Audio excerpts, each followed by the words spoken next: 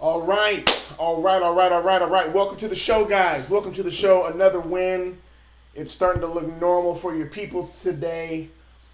It's your boy Devon Johnson, man. Welcome to the Showtime Forum post game report. Forgive me if the camera's a little bit tilted.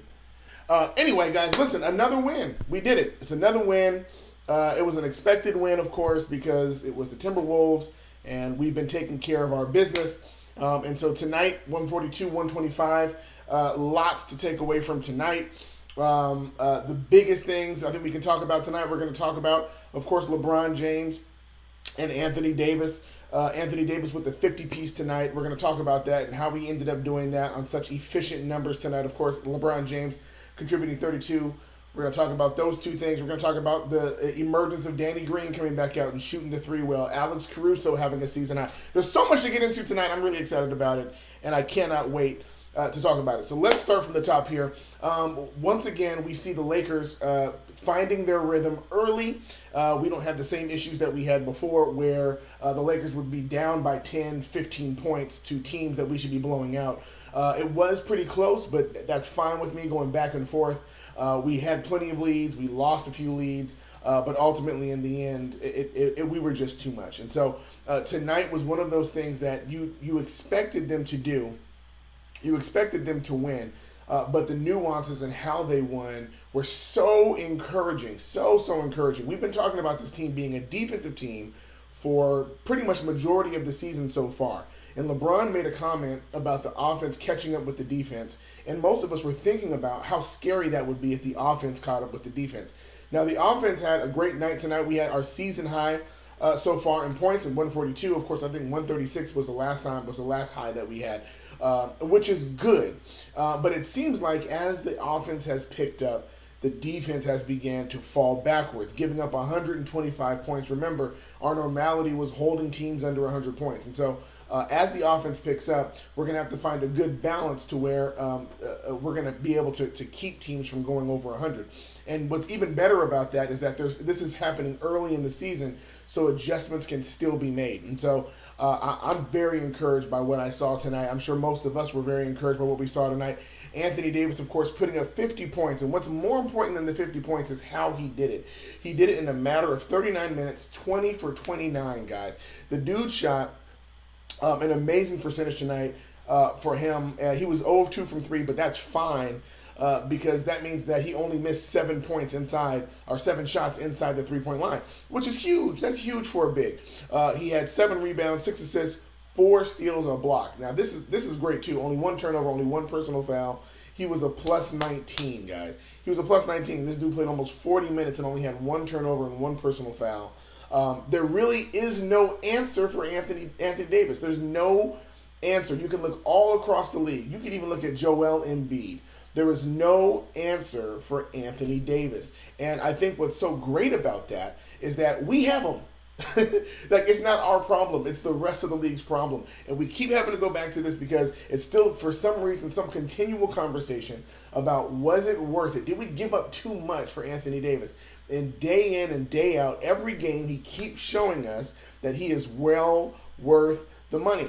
I see no reason. There's nothing that I can see from any other player that I would want. I would give up the roster that we gave up for Anthony Davis. And he's proven that. Okay, he's already done a 40 and 20, and now he's dropped a 50 piece. And guys, he had 4 steals tonight. 4 steals and a block. The other night he had like 4 blocks and a steal. So he's doing things on the defensive end. He's producing on the offensive end. He's in his prime, and we're winning games. And LeBron James is doing his thing. LeBron James played only 28 minutes tonight, had early foul trouble. And this is where we actually see, this is really strange to say, this is where we actually saw the absence of Rajon Rondo. Being able to have LeBron on the floor is great. But when he can't be on the floor, having a secondary playmaker who can run the offense like a Rondo is important. And tonight we did not have that. Caruso, though, ended up benefiting from the absence of Rondo tonight by putting up 16 points. I think that's his career high. 16 points, 6 of 11 shooting for 30 minutes. He played his season high in minutes. And that was amazing. Forgive me, the smoke alarm was going off. And so tonight was just a testament of how much we can survive with our depth when people are down. Bradley was down, Rondo was down, and still being able to survive, but also shows how important these key pieces are. I do not think with an Avery Bradley that scores at 125. I also think that with a Rajon Rondo, the score could have actually been a little bit more, depending on how the offense flowed with him. But tonight, LeBron James was trying to do a lot in the beginning and just could not get a handle on how the refs were calling fouls. He had 2 offensive fouls in the first half, and of course he had 4 fouls, and he just walked straight to the locker room. He ended up finishing the game well. He didn't foul again after that, and he still finished with 32 points. He was on fire tonight from 3, 6 of 8 from 3. One he shot from halfway in Riverside. And drained it, no problem. He was 12 of 20 tonight, which is amazing, but he had 13 assists. Once again, when Anthony Davis is scoring as high as he's scoring, and LeBron James has the assist total as high as he has it, that is where you're seeing premium Laker basketball. Between the two of them, they almost scored 100 points by themselves, guys. Just think about that. Between 2 players, they both almost scored 100 points. Now, think about had LeBron not been in foul trouble. Think about what could have happened on some of those possessions that were turnovers. And tonight we had a lot of turnovers tonight. Tonight we had 10 turnovers and we had 9. It was more fouls. We had 19 personal fouls. So these are things that I know we're going to clean up. But could you imagine had LeBron stayed on the floor tonight? It would have been incredible. We actually shot very well from 3-point line tonight, 45% from 3, and a large part of that was due to your boy Danny Green. Danny Green came out shooting again tonight. He was 4 of 6. All of his field goals were, all of his made field goals and attempts were 3s.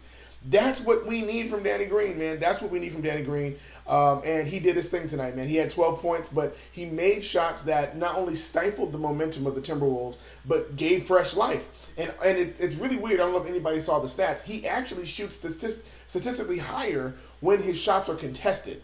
When his 3s are contested, for whatever reason, Danny Green shoots the ball better. When he's wide open, he tends to shoot a slightly lower percentage. But tonight, it was great to see the emergence of him. And then we saw, this is really random, but we saw THT, Horton Tucker, come out tonight. And Talon come out tonight, and he came into the game. He didn't score. He did take a shot. But it was just good to see him get on the floor, get some time in garbage time. And what was really nice is the one possession that he had, he made a nice move, stepped back, and was wide open, just didn't get enough leg lift underneath that 3. Otherwise, it would have been a beautiful play. But you're starting to see promise from him. We already know Zach Norvell has proven himself in the preseason. He's a scorer. Of course, we want to see how these rookies can do on defense, and they're not going to get hardly any time in this season. But it's good to give them some looks and get them on the floor, get them around the team to understand the team chemistry, understand what a championship breed means. These are going to be valuable minutes for the Costas, for the Talons, for the Zacks. By getting them time in right now and allowing them to get around a championship culture with a championship team that has unity and there's no drama is going to be important. What's even greater is if you think about this, Caruso didn't have that. Caruso came up literally in the middle of our turmoil. And so there was no championship culture. And everything was disarray. And everything was drama. And we're watching our guy come in. And it's paying off, though, because he persevered and scored 16 points tonight. Made some crucial plays tonight, 4 rebounds. He actually had 2 steals. One of those steals was on an inbound play. And it was just typical Caruso behavior, man. Just when you least expect it, he does something that just changes the momentum of the game and changes the monotony, man. So let's get to these questions, dude. I apologize for talking so long. I can't wait. THT got some moves, son. This is slick protocol. First of all, salute, sir. Thank you for coming into the show. THT got some moves. THT got some moves. He does. And if you've been watching South Bay Laker games or just watching the highlights, I know Mike Trudell's been calling those games and kind of posting some highlights every now and again. He has not only handles but good court vision. Generally, he has a good shot. Tonight, of course, he only missed that one shot, but it was at the end of the game. No rhythm. He just came in and just took his time. But he has potential, and we can see that he could be a good pickup from the draft. Of course, most of his summer, all of his summer, up until now, he's been working through injury, which is fine because we're not looking for him to score or do any of those things, but we are looking to see how is he developing. And shout out, man, to the Lakers development squad, the Alex Carusos, the people you see around the league. A lot of those guys came up through the G League. And as they come up through the G League and they've been developed, man, they come out and they are valuable assets to other teams. And so I expect nothing different from the Zach Norvells and from the Costas Antetokounmpo and from THT. So I'm expecting them to grow and bud. We'll see how it goes. Julian, what 619? What's up, Julian? What's up, my dude? And man, please forgive me. Ams Quita 427 feels like a championship team. Listen, this is a championship squad. Period. Like there's really not much that we can say. There's really two teams that are the measuring stick. I wouldn't even consider the Celtics a measuring stick. That's going to be the Celtic games are going to be good games that we play. But in about a week or so, like next Thursday, the following Thursday, we're playing against the Bucks. That's going to be a huge test for us. And, of course, Christmas Day against the Clippers is going to be a huge test for us because these are teams that have valuable stock, not only in the momentum of their games, but in their player cohesion, in their roster development, in their roster construction. These are teams that are built to go up against championship teams. And they obviously don't have an AD and LeBron. So we technically have the better teams. But what the issue is that when we go up against these people, how are we going to react? How are we going to respond, especially with the Clippers, since we haven't played them since the opening night? What's that going to look like? How are we going to respond with our home crowd in the building, even though technically it was our home crowd there too? And how are we going to respond against the Bucks? Giannis is playing out of his mind. That team is deep. That team has amazing chemistry. They've been there before. They've been together. And they have had a run, and they are dominant. We are matching records. Every time we win, they win. And so that's going to be a good test. But right now, we are a championship team. And even no matter what happens against the Bucks team, it doesn't mean that we're not a championship team, whether we win or lose. What it does mean is that it's a good preview of what to look for in the finals. Because I do believe it's going to be a Bucks-Lakers finals. I'm just saying it now. I think a lot of you guys are thinking the same thing. Bucks and the Lakers, that will be an amazing finals. And especially because our records are racing up against each other, and we don't know who's going to have home court advantage. But as this team has proven, we haven't lost outside of Staples, so apparently home team advantage really won't matter to us. Put him up against any big, he'll still dominate. Lakers Metropolis, and we're talking about AD. His post moves, guys, is one thing. His handle at the 3-point line is another thing. His vision is insane. His drive is insane. When he goes in, he can literally float. He does like a miniature Lou Williams type thing where he just floats by, throws it off the backboard. You can't stop it, and he'll back you in. And what's funny is that really he could start at the top of the clock. As soon as that ball comes across half court, he can make the decision to hold the ball and literally get to the basket any way he wants to. But what I love about what AD is doing is that he's trying to find the right play. Tonight, the Lakers' passing was incredible. Everybody was looking for the right pass, and that starts with a LeBron and an AD. They're not just trying to get their touches. They're trying to make sure that when they touch the ball, am I doing the right thing with it when I get it? And when AD needed to be aggressive, he was aggressive. His jumper was back. We talked about this in the first 5 games. I said as soon as Anthony Davis gets back into the flow of how the offense is going to roll, and once Jason Kidd and Frank Vogel and them start to get the offense back in order, I said watch how his jumper is going to come back. Now that his jumper is true, now there's nothing you can do with him. You can't stick him at the perimeter because he can blow by you with his handle. You can't sag off of him because he can hit you from the 3-point line. Anywhere from inside the paint to the 3-point line, he can hit you. So this is what makes Anthony Davis so valuable. And he has hustle and drive. And listen, guys, he's still not 100% healthy. Like, he's playing like he's healthy, but like his shoulder's not completely healed. His ribs are just getting back in order, and the dude is still putting up 50 points in a game on 20 of 29 shooting. I don't know what it would feel like this season if we didn't have an Anthony Davis or LeBron James. I am so grateful for the front office for having the guts to make that trade. And I'm grateful because if you look at it, well, I'm not going to say it, but we came out on top. I'm just going to say that. Tan Marino 13, hey, Devon, what's going on, guys? Tan Marino, you know when you drop your phone screen side down and you're terrified to pick it up and look at the screen? Yeah, that's how I feel every time AD falls down. But, man, not many concerns right now with this team. Really excited to see AD continue this hot roll he's on. Agreed, Tan Marino. I get nervous for any of those players. I get nervous when I hear about Rajon Rondo's hamstring being tight. I get nervous about those things. I get nervous about Avery Bradley having a fracture in his leg. Those things make me nervous because I know when I see the team now at the record that we have, which I believe is 21-3, the record that we have now, the only thing that could technically stop us is injury. And they already have the unity. They already have the team chemistry. They already have the defensive mindset. They already have the championship culture. They already have the right coaching staff, the right players, the depth. The only thing that can mess that up is injuries. And if I'm being completely honest, the reason why the Raptors were able to win that first championship was because teams got injured.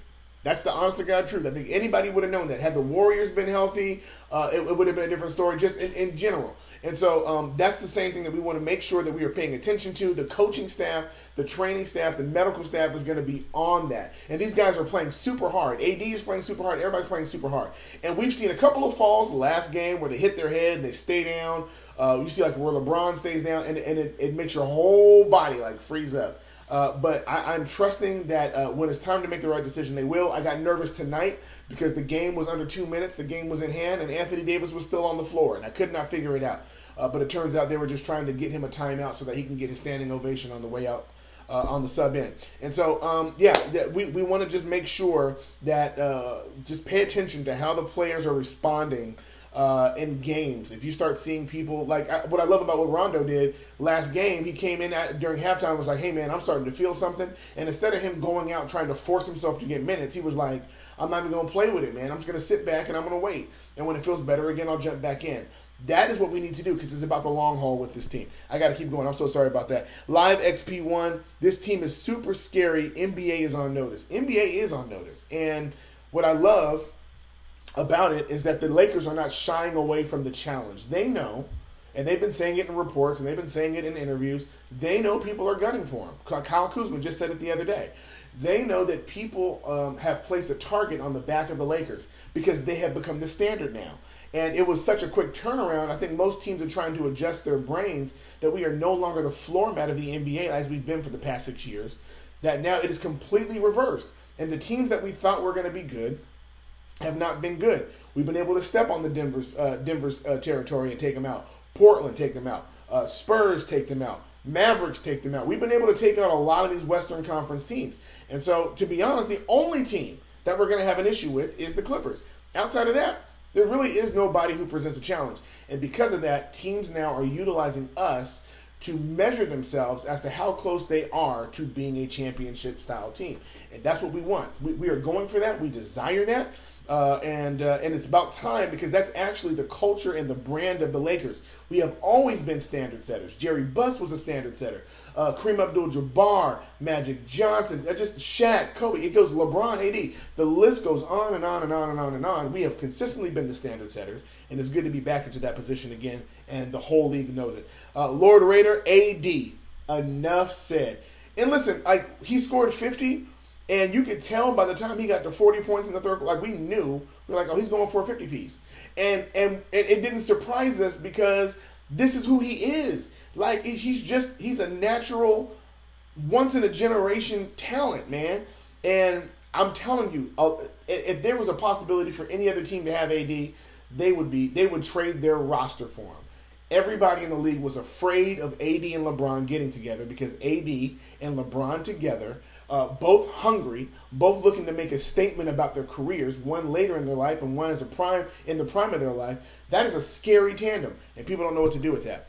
Live XP1, great show. I'm in Houston too. Need to link up. Hey man, of course, DM me. Hit me on DM. Hit me on Twitter. DM me. I would love to hook up with you guys. And I'm even thinking about trying to find a spot to do a live post-game report from. Got to hook up at a bar down here, so I'm going to see if I can get some way to work that out. Maybe we all can just link up in Houston if anybody's out here. That's the AD I remember. Lord have mercy. Live XP1. That is. This is the AD that we knew we were trading for. And even though he was playing in the beginning and he was hitting 20, 25 points right in there, it didn't feel as good until he hit that 40 and 20. And then we started seeing this is the Anthony Davis that we saw. This is the Anthony Davis that we know. This is the Anthony Davis that we can put our trust in. And he showed it again tonight. Against a lesser team where he could have just sat back and didn't care. He put his effort in there. He communicated. He talked. And he made sure that he was a leadership voice on the team tonight. And it showed up in not only his stats, but the rest of the team stats.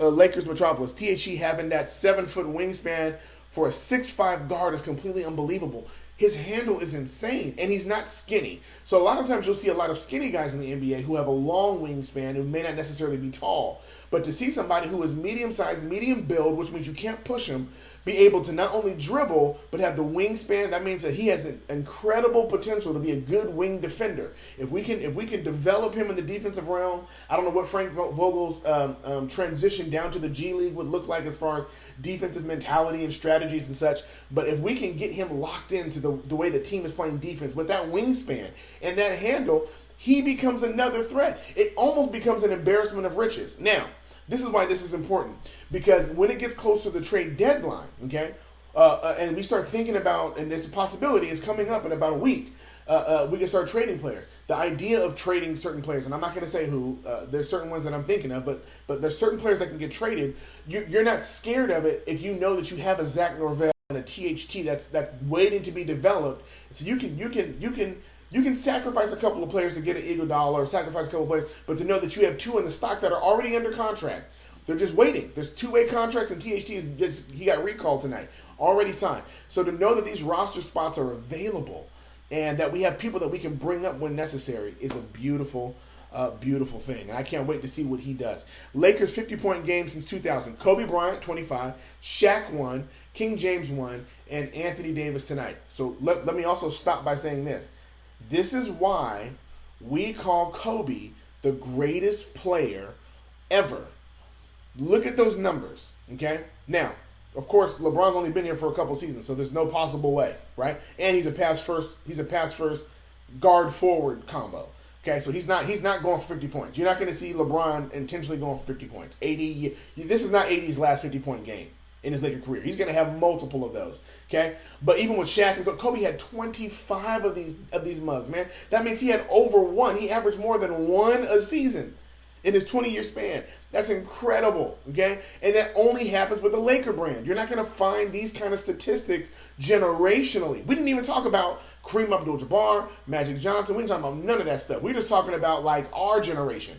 And to watch that, it is the championship culture of the Lakers. And this is what I love. The Celtics can't say it. The Mavs can't say it. The Spurs can't say it. They may have banners, but the way that we develop players, bring players, scout players, sign players, trade for players, we're insane. Okay? We're just insane. Live XP, Jesse Buss finds the best talent late in the draft in the association, hands down. Yeah. And I really don't know how they're doing it, what their algorithm is. I'm using that word, or what their statistical values that they're placing on players that they want. But they've been able to find the Kyle Kuzmas, the Josh Harts, the Lonzos, the Ingrams. Like, they just know the players that have worked out well. Like, for instance, if you're looking at the development between let's say a Kyle Kuzma and whoever else was in that draft, you're saying that Kyle Kuzma's ceiling is so much higher than what people anticipated. Well, how are you able to see that? We don't know. But whatever it is, Jesse Buss has found his value. And what's crazy is this. Because of all of the drama that happened in that front office, you're starting to appreciate names that stayed. So now you're starting to appreciate a Jesse Buss, and you're hearing his name more because of that. Caruso needs, this is live XP, Caruso first, second, and third team all defense considerations. Caruso's a monster, man. He's a monster, bro. He's a monster on the defensive end. And what I hate is that his stats aren't always going to show his impact on the game. Of course, because he's so intentional on his defensive end, that he'll get a steal, he'll get some blocks, he'll disrupt some passes. But it's all the stuff that he does that you cannot put in a statistical category. The chasing through the screens, the consistent defensive pressure that causes turnovers. He's just a force. And what's crazy for me is that he's already stated publicly, I don't really care if I score 10, 15, 16 points. I want to be the guy that causes the other team not to score. To have a dog like that on your team is far and few in between, which means, like, when you come up from the G League, most of those players are struggling to find an identity that will get them a big payday. And they're trying to find it on the offensive end. So people are working on crossovers, working on step-back threes, working on getting to the cup. Caruso can shoot, he can get to the cup. Of course, he has athleticism, but he's like, I want my staple to be defense. And I want everybody in the league to know that when you come to our town or I come to your town, I'm coming to lock your players up. That's the dog that you need. And he's coming off the bench, guys.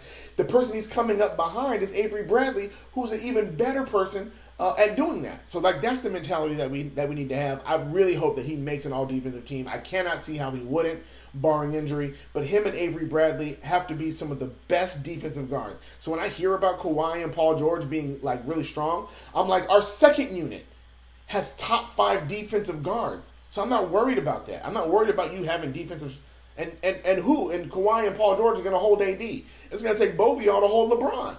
So anyway, I'm gonna get off of that. Live XP, I love the championship talk. Haven't been in LA in a while, but let's stay focused on the moment one by one. Yeah, it's championship talk. It's a championship team, and when we say championship, we're not talking like, man, we're going straight down Figueroa. But what we are saying is that this is a championship contender, hands down. Now, whether they win or not is going to be up to the team grit, determination, zeal, how they get after it, their passion, their longevity, their long suffering when they get in there, man. Because they're going to have to go a long... Listen, we're only the quarter way through the season. They're putting up incredible stats, but to keep that energy flowing all the way up to the All-Star break, after the All-Star break, into the playoffs. A lot of these players, the Kyle Kuzmas, the Alex Carusos, a lot of these guys that we are depending on and stuff like that, they haven't played in the playoffs, okay? And like the Rajon Rondos, and they haven't played in the playoffs in a long time. And like, and for like a LeBron James, he's hungry. He's been there a lot. Anthony Davis has never been there. He hasn't had his game schedule stretched that far into the postseason before. So these are things that we need to prepare ourselves for. That they need to be up and going all the way through this regular season, all the way into the playoffs, into the championship, and they can rest after that. A lot of people hating on Kuz. He's super close, getting that bounce back in his legs. Kuz is so close, and what it is it seems to be more of a confidence thing. And he has a different issue than a Caruso, or a different issue than even a Rajon Rondo. His issue is that teams know that he is a scorer, so they are putting extra defensive effort on him. As opposed to a Rondo where they'll sag off and people still don't believe that he's a three-point sniper, but apparently he's proven that right now. He is hitting threes at such a high clip, but teams are still sagging off. But for Kuz, that these teams are chasing him through screens. They're doubling sometimes if he gets too close. And he's still trying to figure out, well, how do I play now that I have this extra pressure? This is kind of like what was happening with, I forget who that player was, that was playing, it was Devin Booker. Playing pickup ball, and he got double teamed and got upset about it in the pickup ball game. And everybody in Laker Nation was like, man, that's a normality for a good Laker player. You're going to get doubled. What would Kobe do if he got doubled? Triple team. LeBron got triple team tonight and last game.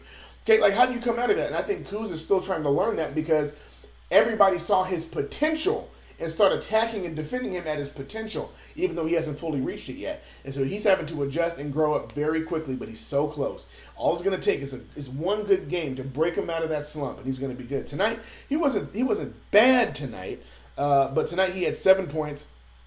He was only 1 of 3 from 3-point, which is fine, but he's not as aggressive. He only took 7 shots. We know that we would like to see him in the double-digit category, especially with a Rondo out. Having him kind of be the flow of the offense. Of course, tonight it ended up being Caruso, who was that person who put up double-digit points tonight. But we want Kyle Kuzma putting up double-digit shots. We want to see him aggressive. We want to see him attacking the paint, hitting that floater that he has been so successful with, picking up fouls, going to the rim. Kudos to JaVale McGee, Dwight Howard, for not only hitting pick and rolls, but cleanups tonight. They were doing incredible on the cleanup tonight. Off the glass, people were putting up layups and they were putting them right back in. That is the stuff that should give Kuz the confidence to go in, knowing that even if his shot doesn't make it in, he has some great cleanup guys who are ready to put the ball back in, and getting in the habit of attacking the paint and getting that contact is what he needs. All right, Laker Ray, seems easier to hide Kuz on D with AD, LBJ, Dwight on the court. Possibly. Kuz has been doing better on defense. Of course, he's not in a team like this that is so defensive minded. Obviously, he stands out as a weaker point, but it's not because he's not trying or because he's not paying attention. He sees and recognizes defensive rotations well. He knows when to transition. What we want to see Kuz do is be able to communicate defensive strategies on the court like a Rondo for the second unit. That's when you know that he has his defensive mind together, when he's able to communicate what should be happening to other players and putting people in proper position. telling them when to switch and when not to switch. Okay, LeBron is amazing at that. That's how LeBron's able to conserve so much energy. It's because he's able to orchestrate the defense even and tell people like don't switch, like let me stay on this guy, chase through, because he knows it's going to give the person a better opportunity to stop the play than he would. And that's you want to have Kuz in that area where he knows his limitations and knows how to recognize defensive rotations and call people into position so that they can all flow. And we don't have we had a couple of plays tonight where the person was wide open on the 3-point line. That's missed defensive rotations. And that's normally stuff that you would have your veteran leadership communicate to keep that from happening. LeBron yelled at a couple of people tonight because they missed a couple of defensive rotations. But you want Kuz to have that same mentality. If he has that and he can execute that, then we're in good shape. Jeff D. Smith. I saw one play where Cat gave resistance to AD. 5:30 left in the fourth, he gave a forearm to AD. Cat is soft. Listen, Karl Anthony Towns is a tremendous player.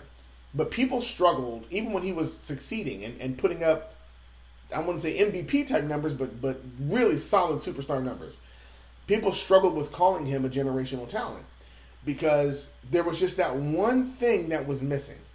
And we saw it tonight. And I think AD is showing it. When these bigs come up against him, the Rudy Goberts, the Cats, and all these people, like it's one thing to be able to dominate in the paint when there's nobody who's like you. But when you have somebody who can match up with you, bump bodies with you, grind in the paint with you, and you don't know how to respond to that, it really shows that you're not as dominant as you think. AD does not shy away from contact. It's part of the reason why we're scared every time he gets down on the floor. He is not afraid of it. And so because of that, he is exposing a lot of people like Cat.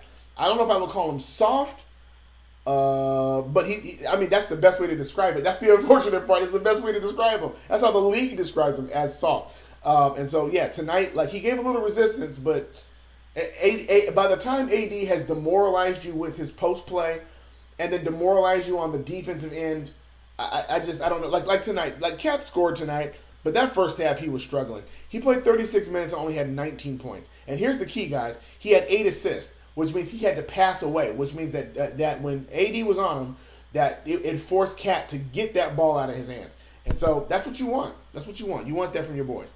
Okay? Let's see here. Live XP, THT, nice with that man bod. That long wingspan man bod. And he's young, man. He's young. We forget how young these cats are, dude.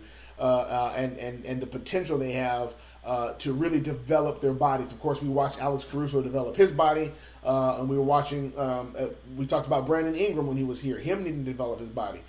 Like THT is going to actually get a little bit bigger than what he is right now, and hopefully in the muscle category. It'd be scary to see what's going to happen with him then.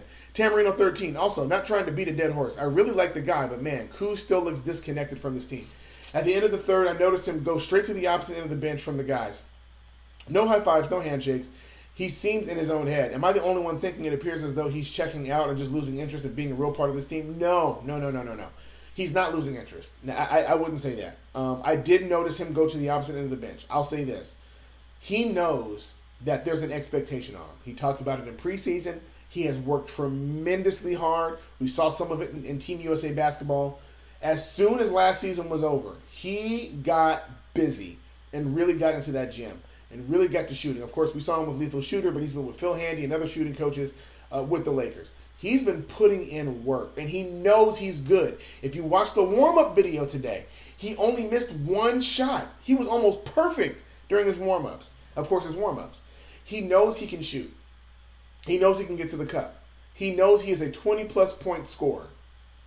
The fact that he cannot get it to operate and he can't get it to activate, he knows what that would do for this team. And it's causing him frustration. You can visibly see the frustration. And what I do like about it is he's not as celebratory as the other guys because he knows that he's capable of more, right? Alex Caruso puts up 16, that's about Alex Caruso's ceiling, right? If AC hits like 20 points, that's going to be like, yo, what happened? If Kuz puts up 20, we're going to be like, you probably could have put up 25. And so he knows the difference between him and just the other bench players. In fact, he really feels like he's a starter in his mind, okay? But he knows his play has not shown that. And so he has to make some adjustments in order for that to happen. But I like him being upset. I like him being angry. I like him. He's not disconnected, but he is in his own head. And that I don't like. But I do like the fact that he is recognizing that he's capable of more. And of course, we're winning. We've only lost 3 games. And one of those games we lost, he wasn't on the floor. But he knows that he can do better than what's happening right now. So this is what I say every show that I do post game. Listen, if you know a player's doing bad, or you know a player's having an issue, and you know it's like KCP when he was in his own head, send them spirit bombs. I call them spirit bombs, man. Send them positivity in their DMs. Hit them in the comment section. These cats read them. We know that Showtime Forum, we're able to talk with people like Jared Dudley and Dwight Howard. Like, these guys read the comments. Now, I don't know. They don't talk about what it means to them. But I guarantee you, if you're a human being, words matter. And so if we can throw some positivity their way, encourage them, man. We need Kuz to become that third scorer. My prayer is he turns it on right after All-Star break. Like, I want everybody to get accustomed to how we're playing, make their game plans around how we're playing, and then Kuzma just breaks out of nowhere heading into the playoffs. That would be ideal for me. I would love to see him hover around 10 to 15 points, but break out to like 20, 25 points heading into the playoffs as an average. So, but you're right. There is something wrong with Kuzma, and I think it's all mental. LVR Kemp. AD will go down as the greatest power forward of all time. I hope so. That's a strong statement. That's a strong statement. I mean, that's a strong statement. What I do want him to be is the greatest power forward of our generation. Okay, and what's going to separate him from being the greatest is he needs to get that ring. He has to get a ring, man. He has to get a ring. Like a Charles Barkley. Listen, I'm 37 years old, but I remember Barkley games. The dude was so dominant. I don't think people understood how dominant Charles Barkley was, okay? And for him not to have a ring is the most heartbreaking thing ever, because it's hard to value him in a statistical category that calls him great, because he could have everything great except for having a ring, and it just... Patrick Ewing was dominant. Karl Malone was dominant. These guys didn't have rings. AD is on a mission, and he knows what's going to separate him from a Karl Malone and a Shaq, from being on a Karl Malone side and converting over to a Shaq side, is you got to get ring. You got to get hardware. If you don't get hardware, Tim Duncan has hardware. Of course, LeBron has hardware. Shaq has hardware. Kareem Abdul-Jabbar has hardware. Pau Gasol has hardware. You need to get a ring. You got to get a ring. And so we're hoping that this is going to be his driving force going forward. But he does have potential to be the greatest. It's a long hill to climb, but he has potential to do that. Caruso is greater than Lonzo right now. Tell me I'm wrong. Laker banter. I legitimately have no argument against that. The ceiling for Lonzo is much higher. Of course, Zoe is shooting the three much better now. And, of course, he's always been a good defender and has great court vision.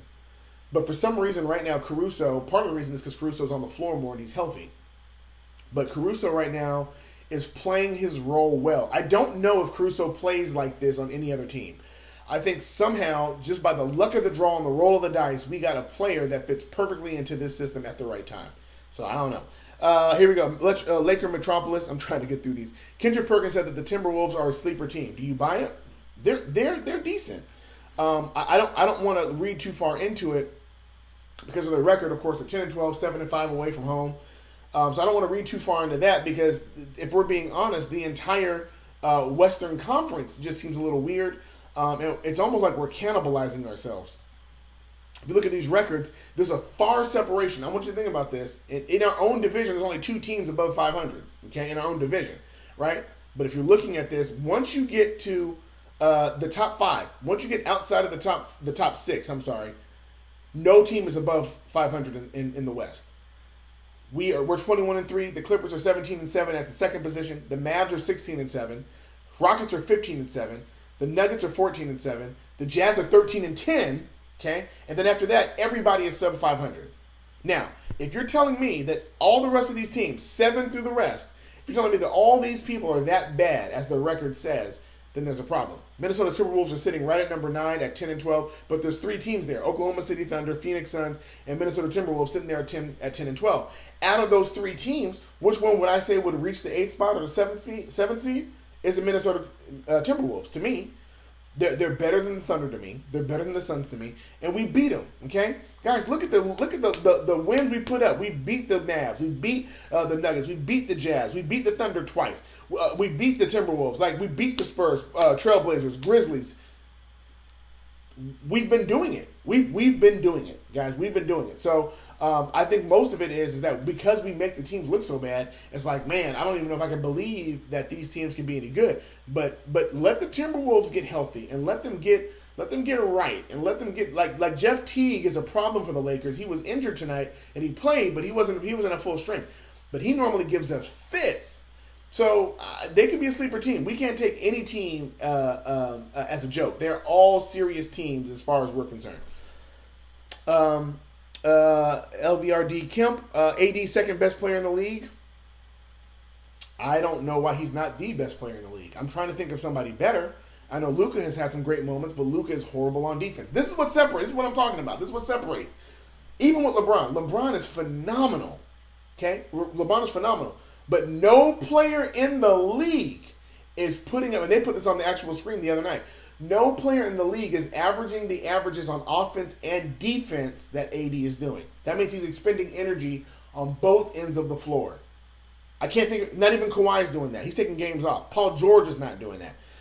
Nobody is defending at the clip that he's doing, altering shots that he's doing, and putting up the point totals that he's doing. AD is the best player in the league right now. I'm trying to think of somebody better. Okay, and mind you, we're considering a Durant is out right now and stuff like that, but there's nobody doing it on both ends the way AD is doing it. Period. Now that could change, but I would say AD first, LeBron second, and then everybody else I don't care. But those two to me, that it would be in that order, and I think that's the way LeBron wants it. I think if you were to take that to LeBron and be like, who's the best player in the league, he'd be like AD. I think that is the natural position of this team is going. AD is our cash cow. Okay, that is our golden egg. That is the thing that we're gonna that is if we're gonna make it to a championship, it's gonna be because of him. And I think that's the way it's supposed to be. Live XP1. If anyone is bought out, I'm assuming bought out, that we can use QC. That we can use QC should be the casualty. We don't need him. Quinn Cook has been the odd man out. As far as guards go, he's had some great plays. Of course, he knows how to dribble, but he lacks length, he lacks defense, and he's not consistent with his shooting. Now, what does that mean? I don't know, because even if you're trying to trade, the only thing that's attractive is his contract. And I don't know how we make the money work, and we could cut him. Although from what I've been reading and hearing is that he is a locker room favorite. People love Quinn Cook. And I'm not sure how the practices are going or what they're saying in practice, but I don't know. It's very possible we make zero moves, guys. That's the honest God truth. We're only buying out a player, or we're only cutting a player if Andre Iguodala gets bought out. I don't see the Grizzlies making a trade for who we have or who we would sacrifice. We're not sacrificing KCP. Our depth is too important to us. So it's very possible we may not get anybody. Okay, we may not get anybody. I don't know. And I know they're not going to cut Boogie because they have plans for Boogie. I don't know what the plans are, but I know they got to have plans for him because he's too active. He's too involved. They're saying something to him to keep him disengaged. And for them not to use the exception that they could have used on him, yeah, there's something going on there. So, Live XP, does fly-by-night Laker fans annoy you because they aggravate me? They didn't go through the pain. Listen, man, all are welcome. My only prerequisite is that you recognize and pay homage to those who never left. Part of the reason why we call Kobe, we respect Kobe the way we respect him, is because he ain't gone. And yeah, he requested a trade, but he didn't leave. For Laker fans, we hold you to the same standard. Last few questions here. Watch LBJ leaving early as a big thing tomorrow, i.e. Skip Bayless. No. Yeah, I saw that. He went straight to the locker room at the halftime because he had 4 fouls. Yeah. What's he going to do? Sit on the bench and be upset for 2 minutes? Go back to that room, man. That dude is in his 17th year. He has championships. He's a leader of the team. Let him go back there. For all we know, he could have went back there, got retaped, could have went back there and was like, hey, man, I need a breather. I need you to massage something out. We don't know. But he earned the right to be able to do that. And, of course, Skip Bayless will say something. But, I mean, it's okay. Skip gets paid more than all of us to talk about it. So, greetings to him. You know what I mean? Go do your thing. Jaros LKTMN. I apologize, man. I know it's supposed to be a thing. I don't know how to pronounce it. Greetings from Russia. Crazy. All the way from Russia, man. I'm not even sure what time it is there. But salute for you tuning in. Lakers should take advantage of Kuz's movement off ball, set some screens for him to free him up. Yeah. But once again, though, they're what we're seeing in the offensive explosion in the last couple games is them implementing and expanding the playbook for the offense. I think Kuz is not the priority right now. I know Frank is trying to get more looks for AD in better spots. I think tonight kind of proved that.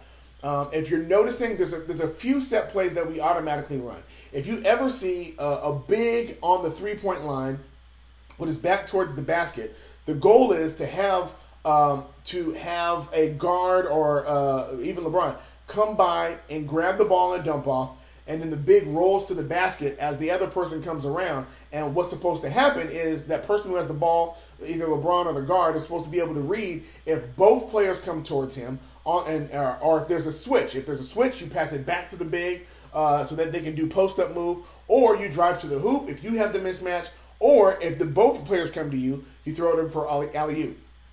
That's a set play. I'm not sure what it's called. I can't remember what it's called. But that's a set play, and they run that pretty continually. Or you've seen the play where LeBron stands out towards the 3-point line, and he waits for cutters. KCP cuts. Whoever cuts to the basket, LeBron meets them with the ball right there in the paint. Easy layup, okay? We've seen those two plays that are constantly implemented. We've seen the hammer screen that was implemented. That they use that pretty often to get Danny Green open for threes. But AD is the one that we're trying to figure out how to get him to be able to operate in space. He's great with the lob. He has the third most dunks in the league right now. I think it was like 70 dunks or 71 dunks. It was 68 when they showed the stats. So I'm not sure what it is now. But once Kuz becomes the priority, and they will make him a priority at some point, once Kuz becomes the priority, it'll be easier to implement him and to learn how to throw him into certain plays and go, okay, we're going to double drag you off the screen, and when you see it, just shoot it, right? You're going to start seeing that later on, but not now. Right now, it's about AD finding his rhythm, getting him to a place where he feels comfortable in the offense, and then they'll start focusing on other players. Last one. Laker Metropolis, Kuz shall find his strides. He will. In Kuz we trust. He gonna do it at the right time. All right, guys. So listen, I'm about done here. It was another great win. Can't say it enough. We have an incredible schedule coming up. I wouldn't consider this a death stretch, if you will. But it is going to be one that we need to pay attention to, especially after tonight. We're trying to get back on the defensive stride. We play again on Wednesday against Orlando, at Orlando, so we're hitting a road trip for a long time, okay? We're in Orlando, we're in Miami, we're in Atlanta, we're in Indiana, we're in Milwaukee, okay? So these are all teams, and then we come back home and we play Denver and the Clippers. The reason why I'm not calling it a death stretch is because Orlando and Miami and Atlanta and Indiana, these are all beatable teams. The issue is that we're in their house, and it's a long time to travel with only 2 days in between each one. 11th, 13th, 15th, 17th, 19th, 22nd, and then we have a 3-day stretch heading into Christmas. That's heavy, guys. That's heavy. And teams are going to test us. And Avery Bradley should be back within this stretch. They said he's day-to-day. I know he's going to make the trip into Orlando, but when he comes back, now we're talking about getting him implemented, getting him back. He's cleared for full contact, so it's going to be more about getting his stamina back up, getting him getting him institutionalized back into the whole thing and how it's going to work. And offensively, he already has the defensive stuff down, but they've implemented some offensive things that they're going to want him to run as a guard. So all that stuff, right? So I'm considering Orlando a win. I think when we go into that house on the 11th, they're going to give us their best shot. They have some incredible shooters, but I think we're gonna win that game. And of course, the East is weird. They're a 500 team, 11-11, but they're second in their division. And so I don't necessarily know who they're going to have that can get hot. But whoever it is not going to be able to match our strength if we keep our nose to the grindstone. Miami, of course, they had shooters. Tyler Hero woke up tonight, and he had a couple of late game threes that caused them to win the game. And so Miami is looking like they're gaining momentum. Jimmy Butler has awoken. That's going to be a tough game in their spot 2 days after we play Orlando. Then we head to Atlanta. That should be a win as well. Trey is great, but they just don't have enough to match up against us. Indiana could be a problem. Return to Indiana for Frank Vogel.